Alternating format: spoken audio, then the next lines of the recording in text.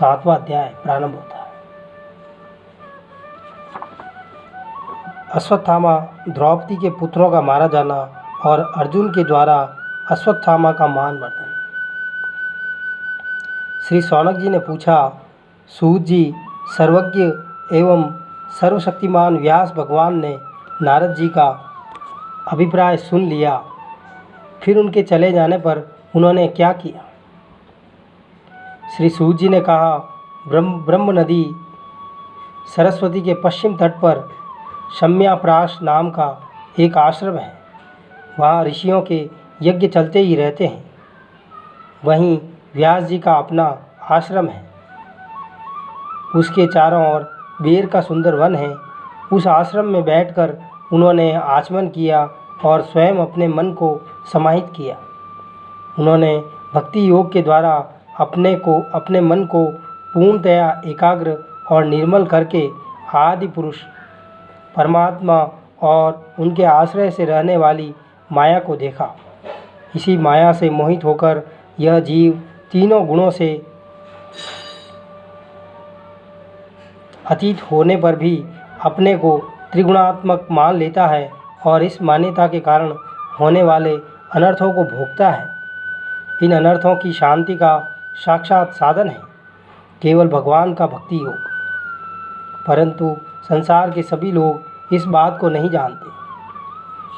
यही समझकर उन्होंने इस परमहंसों की संहिता श्रीमद् भागवत की रचना की।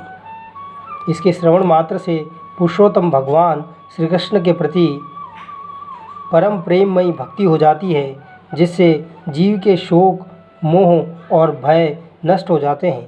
उन्होंने इस भागवत संहिता का निर्माण और पुनरावृत्ति करके इसे अपने निवृत्तिपरायण पुत्र श्री सुखदेव जी को पढ़ाया।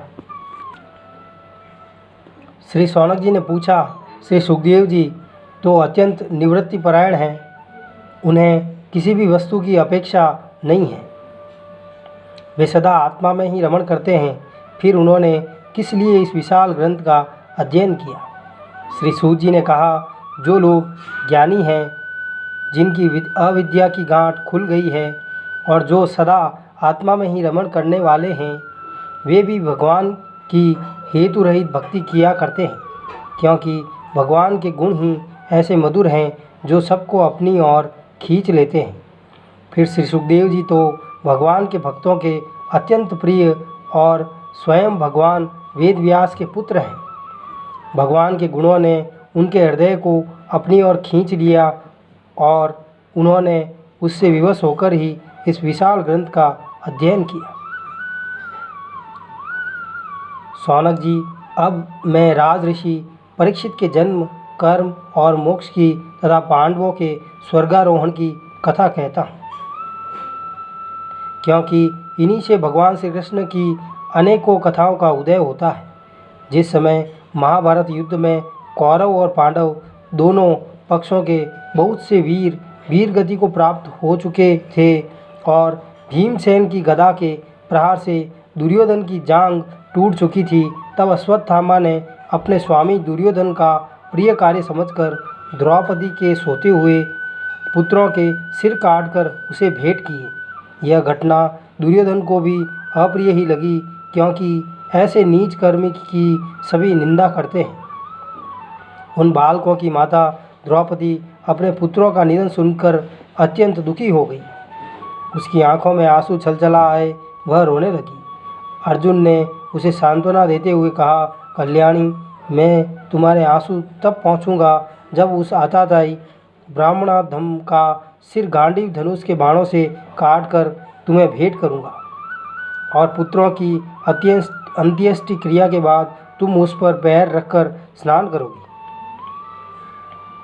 अर्जुन ने इन मीठी और विचित्र बातों से द्रौपदी को सांत्वना दी और अपने मित्र भगवान श्री कृष्ण की सलाह से उन्हें सारथी बनाकर कवच धारण कर और अपने भयानक गांडीव धनुष को लेकर वे रथ पर सवार हुई तथा गुरुपुत्र अश्वत्थामा के पीछे दौड़ पड़ी।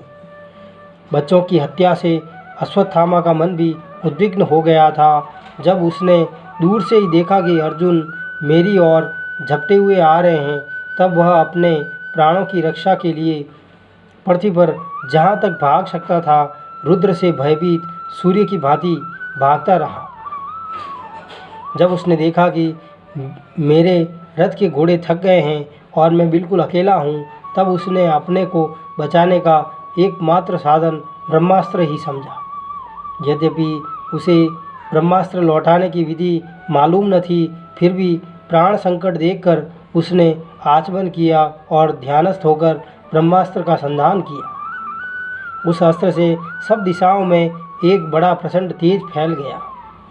अर्जुन ने देखा कि अब तो मेरे प्राणों पर ही आ बनी है। तब उन्होंने श्री कृष्ण से प्रार्थना की। अर्जुन ने कहा, श्री कृष्ण, तुम सच्चिदानंदन स्वरूप परमात्मा हो, तुम्हारी शक्ति अनंत है। तुम ही भक्तों को अभय देने वाले हो, जो संसार की धधकती हुई आग में जल रहे हैं। उन जीवों को उससे उबारने वाले एकमात्र तुम ही हो। तुम प्रकृति से परे रहने वाले आदि पुरुष साक्षात परमेश्वर हो।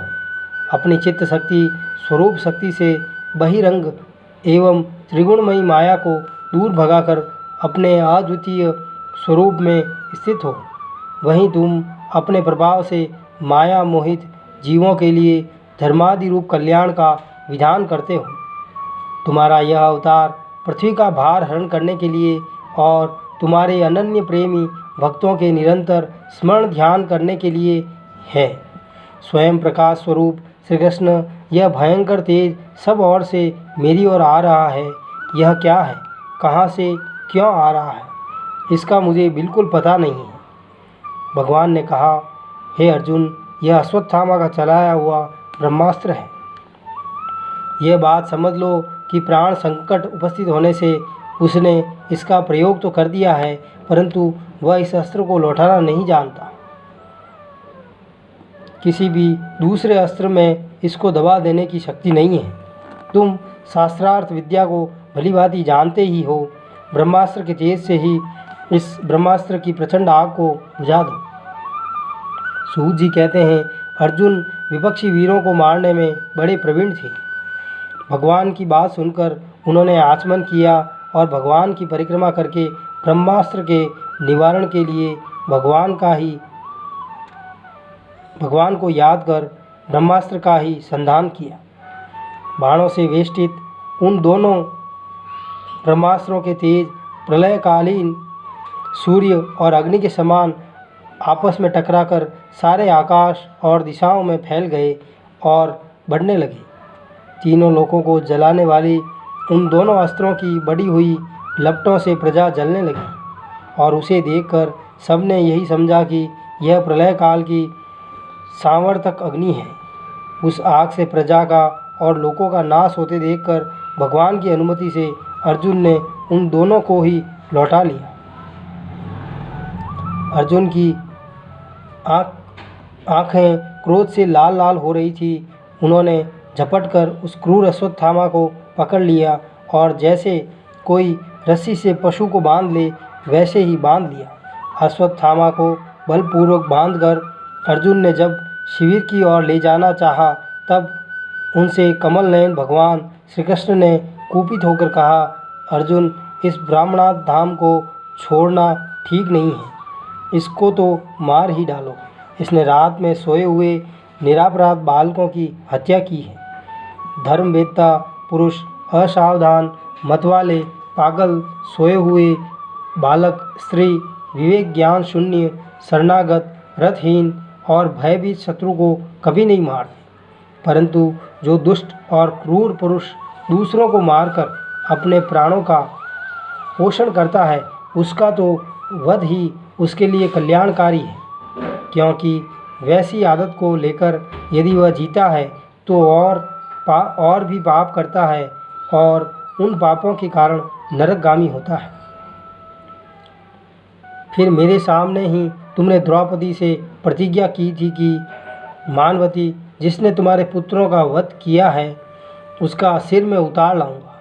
इस पापी कुलांगार आतताई ने तुम्हारे पुत्रों का वध किया है और अपने स्वामी दुर्योधन को भी दुख पहुंचाया है। इसलिए अर्जुन, इसे मार ही डालो। भगवान श्री कृष्ण ने अर्जुन के धर्म की परीक्षा लेने के लिए इस प्रकार प्रेरणा की, परंतु अर्जुन का हृदय महान था। यद्यपि अश्वत्थामा ने उनके पुत्रों की हत्या की थी, फिर भी अर्जुन के मन में गुरुपुत्र को मारने की इच्छा नहीं हुई। इसके बाद अपने मित्र और सारथी कृष्ण के साथ वे अपने युद्ध शिविर में पहुँचे। वहाँ अपने मृत पुत्रों के लिए शोक करती हुई द्रौपदी को उसे सौंप दिया। द्रौपदी ने देखा कि अश्वत्थामा पशु की तरह बांध कर लाया गया है। निंदित कर्म करने के कारण उसका मुख नीचे की ओर झुका हुआ है। अपना अनिष्ट करने वाले गुरुपुत्र अश्वत्थामा को इस प्रकार अपमानित देखकर द्रौपदी का कोमल हृदय कृपा से भर आया और उसने अश्वत्थामा को नमस्कार किया। गुरुपुत्र का इस प्रकार बांध कर लाया जाना सती द्रौपदी को सहन नहीं हुआ। उसने कहा, छोड़ दो, इन्हें छोड़ दो। ये ब्राह्मण हैं, हम लोगों के अत्यंत पूजनीय हैं, जिनकी कृपा से आपने रहस्य के साथ सारे धनुर्वेद और प्रयोग तथा उपसंहार के साथ संपूर्ण शस्त्रास्त्रों का ज्ञान प्राप्त किया है। वे आपके आचार्य द्रोण ही पुत्र के रूप में आपके सामने खड़े हैं। उनकी अर्धांगिनी कृपि अपने वीर पुत्र की ममता से ही अपने पति का अनुगमन नहीं कर सकी। वे अभी जीवित हैं। महाभाग्यवान आर्यपुत्र, आप तो बड़े धर्मज्ञ हैं। जिस गुरुवंश की नित्य पूजा और वंदना करनी चाहिए, उसी को व्यथा पहुंचाना आपके योग्य कार्य नहीं है।